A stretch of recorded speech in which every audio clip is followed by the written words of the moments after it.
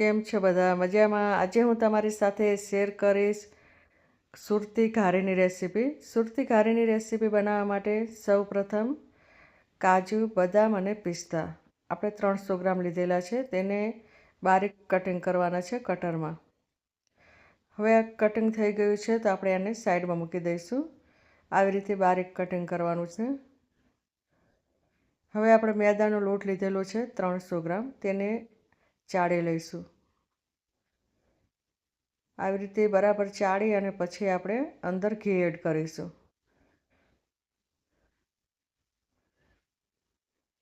ઘી આપણે 2 ચમચી એડ કરીશું.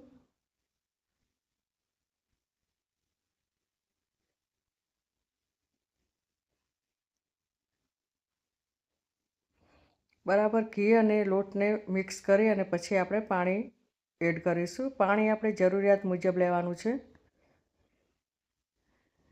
આ જે લોટ છે આપણે રોટલીથી થોડો કઠણ બાંધવાનો છે અને ભાખરીથી થોડો નરમ બાંધવાનો છે, એટલે એમ કે મીડિયમ જ લોટ બાંધવાનો છે.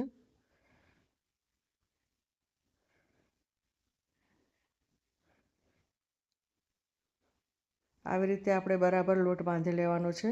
અને મારી ઘણી બધી રેસીપી છે મારી ચેનલમાં, તો તમે બીજી પણ અવનવી રેસીપી જોઈ શકો છો. દિવાળી સ્પેશિયલ છે અને ઘણા એવા તહેવારોમાં આપણે બનાવીએ એવી રેસીપી મારી ચેનલમાં છે, તો તમે જરૂરથી જોજો બધા. આવી રીતે આપણે લોટને બરાબર મસળી અને પછી ઢાંકીને મૂકી દઈશું. આ લોટને આપણે 10 મિનિટ માટે સાઈડમાં મૂકી દઈશું ઢાંકીને. હવે આપણે એક વાસણમાં ઘી લઈશું. આ રેસીપીમાં ઘીનો વધારે ઉપયોગ થાય છે. આવી રીતે આપણે 2 ચમચી ઘી લઈશું. પછી આપણે અંદર બેસન 50 ગ્રામ અંદર શેકવાનું છે.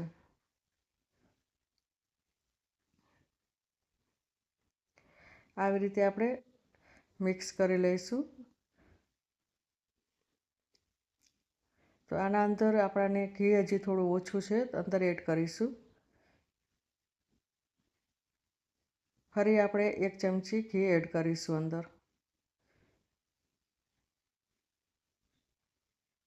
અને આને આપણે એકદમ છૂટો થાય, એની સુગંધ બરાબર આવે અને એનો જે કલર થોડો ચેન્જ થાય ત્યાં સુધી આપણે આ શેકવાનું છે. અને એકદમ ધીમા તાપે આપણે આ ચણાનો લોટ શેકવાનો છે. આવી રીતે એકદમ પાતળું પ્રવાહી જેવું બની જાય ત્યાં સુધી આપણે શેકવાનું છે. હવે આ જે લોટ શેકાઈ ગયો છે તો આપણે એને સાઈડમાં એક ડીશમાં કાઢી લઈશું.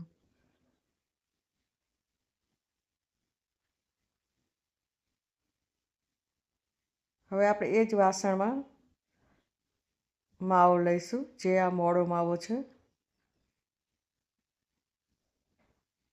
આ માવાને પણ આપણે ઘીમાં શેકવાનું છે, તો આમાં પણ આપણે ઘી એડ કરીશું. 1 ચમચી ઘી આપણે એડ કરવાનું છે અને માવાને પણ આપણે ધીમા તાપથી શેકી લેવાનું છે.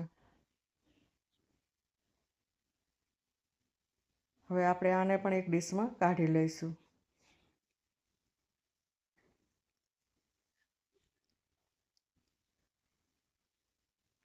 હવે આપણે આ જે ચણાનો લોટ અને માવાને મિક્સ કરી લઈશું.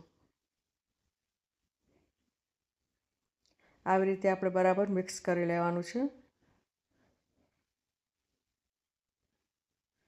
અને હવે આપણે કાજુ, બદામ અને પિસ્તા એડ કરીશું.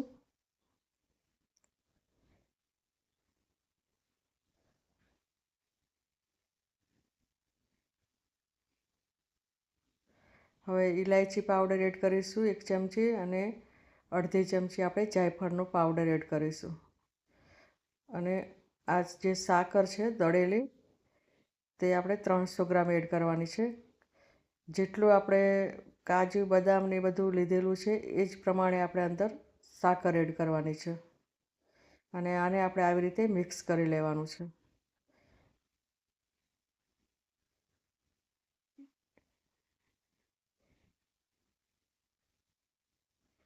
એને આપણે ગોળ વાળતી વખતે તૂટી ના જાય એ રીતે આપણે આ બનાવવાનું છે.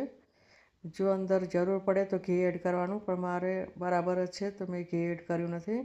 જો તમને ઓછું લાગે તો તમારે ઘી એડ કરી લેવાનું. અને આવી રીતે કોઈ પણ ઢાંકણ હોય કે આવી રીતે કોઈ બીબું હોય તો તેના અંદર આપણે આવી રીતે ગોળ એક જ શેપમાં બનાવી લેવાનું. અને જો હાથથી પણ તમે જેમ લોયા બનાવીએ એવી રીતે પણ તમે બનાવી શકો છો. અને આવી રીતે આપણે એક થાળમાં કાઢી લઈશું બનાવીને.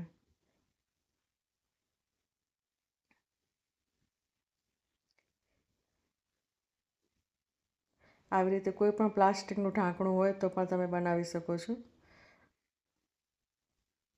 હવે આપણે આ જે લોટ છે તેને બરાબર મસળી અને એકદમ સુવાળો બનાવી દઈશું. આમાં આપણે 1 ચમચી ઘી એડ કરીશું. અને એકદમ આને સુવાળો બનાવવાનું છે કે એકદમ મુલાયમ બનશે તો આની રોટલી સારી બનશે, તો આપણે બરાબર બનાવી શકશું. કારણ કે આપણે આ રોટલી પાતળી વણવાની છે. આવી રીતે આપણે જો અટામણ લેવું હોય તો લેવાનું, અને ના લો તો પણ થોડું ઘી લગાવી લેવાનું. પણ મેં અહીં મેદાનો લોટ લીધેલો છે તે લગાવીને વણી લેવાનું.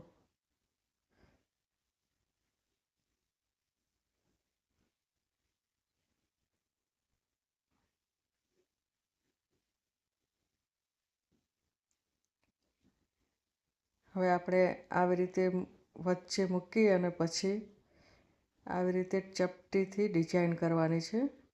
આવી રીતે એક ચપટી આવી રીતે જોઈન્ટ કરવાની છે. અને આવી રીતે આખી કિનારમાં આવી ચપટી લઈ અને પછી વચ્ચે ભેગી કરવાની છે. અને આનો લોટ ઢીલો જ હોવો જોઈએ, એકદમ કઠણ ના હોવો જોઈએ. હવે આપણે જે ઉપરનો ભાગ છે એ આવી રીતે કાતરથી કટિંગ કરી લઈશું, અથવા તો હાથથી કટિંગ કરી લેવાનું. આવી રીતે એને શેપ આપી દેવાનું. આવી રીતે હાથની મદદથી આપણે બરાબર શેપ કરી લેવાનું. અને આવી જ રીતે આપણે બધા બનાવી લેવાના.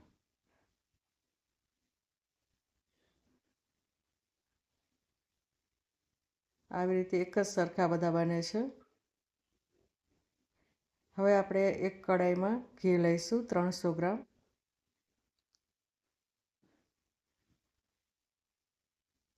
ઘી બરાબર ગરમ થાય પછી આપણે આને તળી લઈશું. આને આપણે ડાયરેક્ટ તળવાના નથી. ડાયરેક્ટ તળવાથી એનો જે કલર છે તે ચેન્જ થઈ જાય છે અને આપણે વ્હાઈટ કલર જ રાખવાનો છે. એટલે આપણે આવી રીતે ઘી ઉપર એડ કરવાનું, અને આવી રીતે એડ કરવાથી જ તળાઈ જાય છે.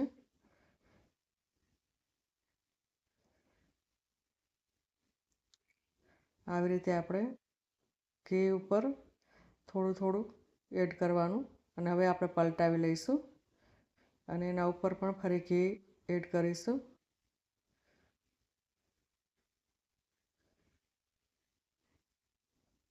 હવે આપણે આજે આવી રીતે તળાઈ ગયું છે. આનું કલર છે તે આવો જ રાખવાનો છે. હવે આવી રીતે આપણે આ બધા બની ગયા છે. તો હવે એક ડીશ લઈશું. એક ડીશમાં આપણે આવી રીતે ઘી લગાવીશું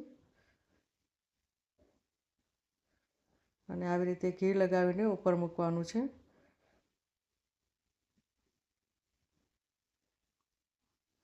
અને એના ઉપર પણ આપણે આવી રીતે ઘી લગાવવાનું છે. અને હવે આપણે જે પિસ્તા, કાજુ, બદામની કતરણ છે તે આવી રીતે ઉપર ડેકોરેશન કરવાનું છે. અને હવે આપણે આને ફ્રીજમાં મૂકી દઈશું. ફ્રીજમાં મૂક્યા પછી તે આવી રીતે તૈયાર થઈ જાય છે. અને આ એકદમ હેલ્ધી રેસીપી છે. હવે આપણે કટિંગ કરીશું. આવી જ રીતે અવનવી રેસીપી જોવા માટે મારી ચેનલને સબસ્ક્રાઈબ કરજો. નવા હોય તો શેર કરજો. હવે મળીશું બીજી રેસીપીમાં. ત્યાં સુધી બાય.